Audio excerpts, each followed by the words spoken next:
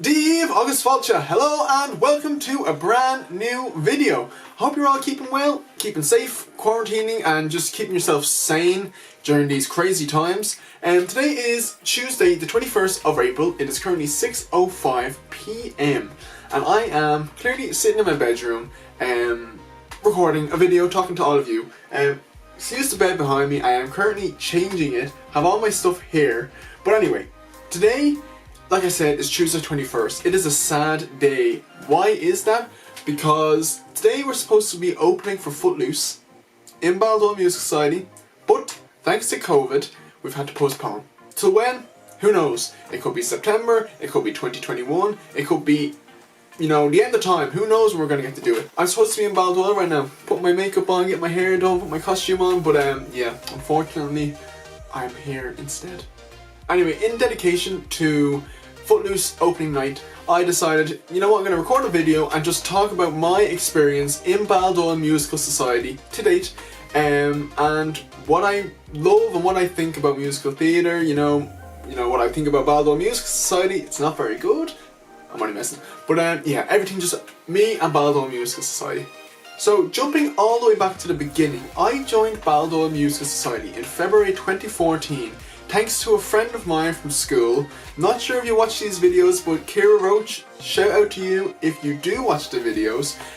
Yeah, I joined Baldoyle Music Society for the show Anything Goes in 2014. Kira was already a member in Baldoyle Musical Society, but when she asked me if I wanted to join, I snapped her hand off. Immediately I was like, yes, let's do this. Reason being is because my nana had passed away the year before, and one thing she always wanted to do was see me on stage, and she never got the chance to see me on stage. So, excuse me, I'm actually eating these cheese puffs here. Way to ruin the mood. I'm eating these cheese puffs here, so I'm a bit windy. TMI, I know. I don't even know how many people like cheese puffs. So yeah, that's the reason why when Kira asked me, I was like, yes, get me in there, 100% sign me up. So I remember going down to my first rehearsal, it was a Monday night. It was a dance rehearsal and I was 2 hours early for the rehearsal because I had to walk down from my house, which is a 40-minute walk, but I underestimated or overestimated and I thought it was going to be 2 hours, don't know why, but yeah, I ended up actually being 2 hours early for my first rehearsal. Knew nobody, everyone was super lovely, it was great crack. Anyway, it was a dance rehearsal, didn't have a clue what I was doing. I'm sure everyone was like, look at this gobshite. What's he at? Fun fact actually about me and Anything Goes is I didn't know what show we were doing until like 2 weeks before the show. I knew we were doing a show, I just didn't know what the name of it was. I was just there. I was just like, yeah, I'm doing a show. What show are you doing? Couldn't tell you. But anyway, yeah, my life kind of changed forever after it was a Friday night. That's when it really started changing. Friday night performance of Anything Goes. So, talking about that Friday night, I was sitting side stage. It was coming towards the end of the show. We were just about to go on for Buddy Beware. This is what it sounds like. Buddy Beware. And I was watching Gypsy, which is another song, on stage. Loads of the girls were doing Gypsy. One of my friends, Glenn, he asked me, Adam, are you going to come back for Panto in September? And I was like, Glenn, don't know. Don't want to overdo my stay, I was just going to come in and do this show and be like, hey, I did a show now, I'm off the hook, but he was like, no, you're staying. And then I was like, yeah, okay, fair, I'll stay. Anything Goes was a really great show for me because at the time of Anything Goes, when I first joined, I was going through a really dark period of my life. Age 16, which is not good. Obviously, it's not good to be going through a dark time in your life at any age, but 16 is a super young age, obviously, of course. So yeah, I was going through a dark period in my life at that stage, and I met a lot of people there who changed my life forever. People who I'm in contact with everybody now still, I'm still in Baldoyle Music Society. I'm a lot more chattier now than I was back then as well, but just some people down there who I met are friends forever, friends for life. Thanks to Baldoyle Music Society, it pulled me out of that dark place that I was in, and it kind of made me the person I am today. Anyway, fast forward then to September 2014, Robin Hood, the pantomime. I had only ever seen one panto, and that was actually in Baldoyle Music Society the year I joined, 2013, when they did Sleep Beauty. I had seen that, was the only pantomime I'd ever seen. Was never in a panto, never seen a professional, proper panto be done. just hadn't got a clue what to expect going into it. And damn, I'm a panto kid. Sorry for all you musical people out there who prefer musicals over pantos. I do love a musical as well, but a panto, there's just nothing better. Anyway, Robin Hood was a panto of first. Like I said, it was my first ever panto, and also it was the first time I'd ever gotten a part, ever. I played the part of Will Scarlet, Robin Hood's right-hand man. It was also, how did I forget? It was the first of a song that will haunt me for the rest of my dreams. I See the Light from Tangled, which I've sang multiple times now, in multiple pantos, with multiple people. But yeah, it was the first of that as well. But yeah, it was the first time I'd ever sang solo on stage, and in a duet on stage. You know, dancing on stage again, panto mode. You know, songs like Bruno Mars songs, and you know, I don't know what else was actually in that. Anyway, yes, I played Will Scarlet, Robin's right-hand man. It was a super fun show. Still have my red tights. Actually, let's see if I can get them for you. I was the only Egypt wearing red tights, because obviously Scarlet, Will Scarlet. Look at these. How could they have fit me? Look at these legs, like. Oh, I don't know. I mean, you're never gonna forget your first ever panto. So Robin Hood, I love you. Another thing to mention actually about Robin Hood as well. Well, two things to mention about Robin Hood. I can't go without giving a shout out to 3 girls who came into my life as well. Originally it was only myself and another girl named Sinead McCrohan who were kind of just together during Anything Goes and then Robin Hood. But then in Robin Hood, 3 other girls came into our life. Katie Burrows, Sinead McMullen and Nicola. The beginning of a friendship of 5. Another thing as well that kind of hit me during Robin Hood was my first time ever feeling some kind of pride to somebody else. Like, I felt really proud of someone else. Alex Murphy, he did Robin Hood. He also did the next show we're going to talk about now in a minute. And it was just really, really, I don't know, inspirational to see someone going through so much and yet they are still so committed to a show, you know, and they slay it. Yes, Queen. In 2015, we did a show called Some Like It Hot, also known as Sugar. Yes, it was a fun show. The only memorable thing I really have from Some Like It Hot, of course, other than doing the show, is it was during my Leaving Cert, and the week of the show, I had my music practical, which I was singing for, on the Wednesday, and I had my German oral on the Friday. Anyway, yeah, it wasn't a very good idea, but we did it. Fast forward now to January of 2016, which was the first ever time I played a Prince figure in a panto, which was Frozen Solid. I played the character Christopher. I'll never forget any of the parts I play, but each part obviously brings back different memories. So for Christopher, because I was playing Kristoff from the actual movie Frozen, it was all really warm clothes. It was, I wore like 4 layers on top, 2 layers on my trousers, I wore something around my ankles, and I wore Uggs as well. And I remember just nearly passing out one of the nights just from being so warm. But yeah, again, it was my first time singing solo on stage. I sang Thinking Out Loud by Ed Sheeran. I'll insert a clip here because I always get the piss taken out of me from by the way I sang it, which is fair enough. This is it here. When your legs don't work like they used to and I can't sweep you off of your feet.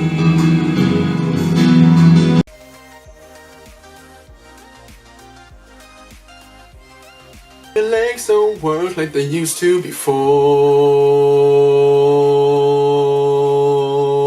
After that we had Witches of Eastwick. A lot of people didn't actually like Witches of Eastwick. I really enjoyed it. One thing I'll never forget is the whole 40 people that came to see it on opening night in a hall that fits 300 people. That wasn't very nice to go out to. 2 things to shout out about Witches of Eastwick is Megan the Butcher McInerney. We'll never ever forget. And also, Dance with the devil, dance with the devil. We'll always be in our hearts. Dance with the devil. Always in our hearts.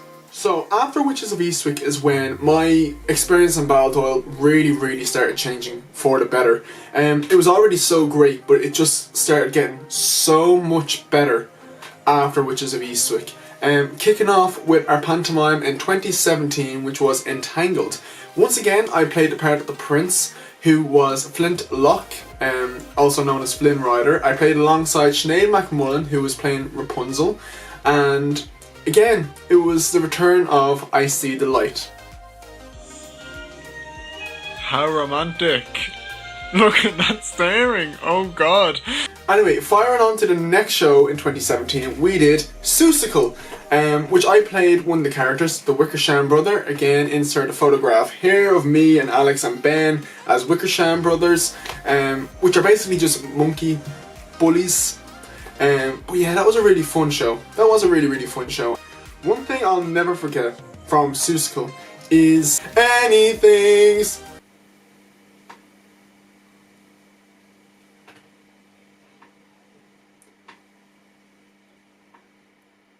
possible, and you'd always do this, so it'd be possible. Beauty and the Beast, where I played the Beast. I don't know where my mask is. I had my mask framed up here, but I don't actually know where it's gone now. It fell off. It fell off, according to my mum. I played the Beast alongside Nicholas Smith, who played Belle. A really great show. Had two songs this year, and also it brought us this absolutely amazing moment from it when Sinead McMullen decided that she didn't have to stay with the rest of the narrators and just go. A little chance encounter could be. I remember when this happened, being on stage, looking at the three girls on the staircase, and then seeing Sinead McMullen go and just being like, oh my god, what are you doing? It was gas. Yeah, Beauty and the Beast was just really great, and again, very memorable. Just a really fun show. Next up was 9 to 5, my first ever principal role, we'll say, in a musical. I played Joe, the young accountant in the company, and again I had another song, Let Love Grow, and I got to kiss Gibbo as well. Sorry, Gibbo. I got to kiss Gibbo, which was an honour. One thing I'll never forget during 9 to 5 was when I was about to sing my song. It was on the Friday night performance, and the music started. It was like do do do, and the first line was "Love can grow in the strangest places." So I was about to start singing, and I was like, "Love can grow in the strangest places."